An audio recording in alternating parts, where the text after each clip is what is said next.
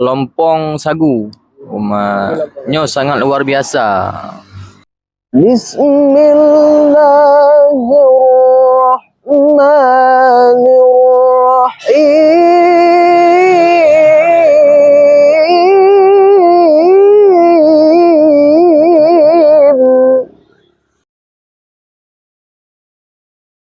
Inna lil muttaqina mafazan hadaiqa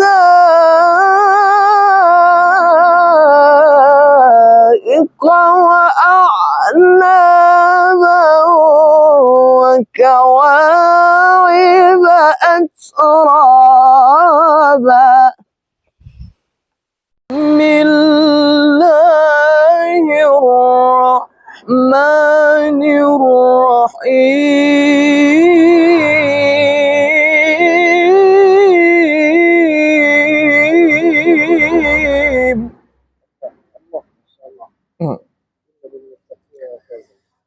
Inna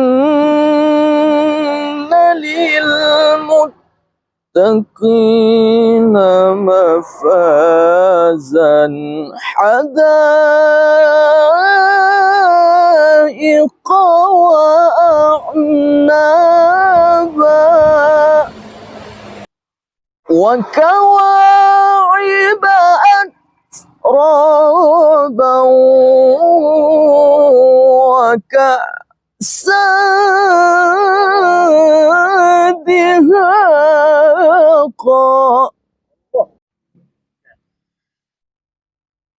Inna lil muttaqina mafazan hadaiqa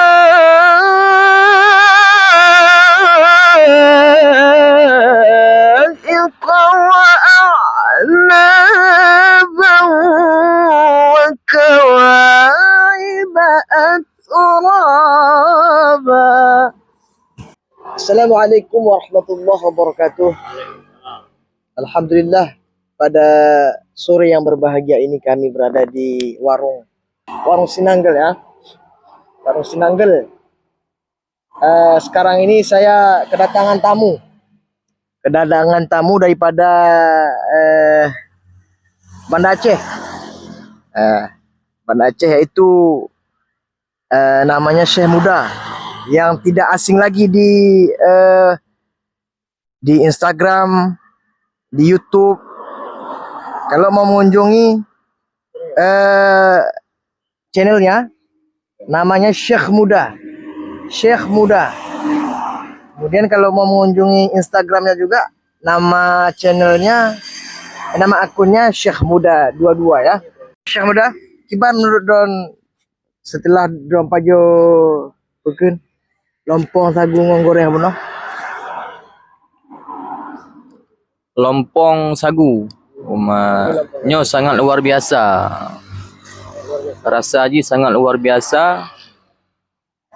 Nyo dicampur sagu sama pisang. Oh, ini sangat luar biasa nih. Bagi rakan-rakan di Aceh yang najak usingkil mampir ino apa? Pun aji? Warung Sinanggel. Mampir ino. Desa Gunung Lagan. Dan minuman pihnya mangat no, khas singkil. Khas singkil. Goreh. Nama aji goreh, namanya goreh. Goreh. Dia kalau di dalam Al-Quran itu dia kho. Kita sebut goreh. Minuman khas singkil, dan ini lompong khas singkil. Sangat luar biasa. Mantap.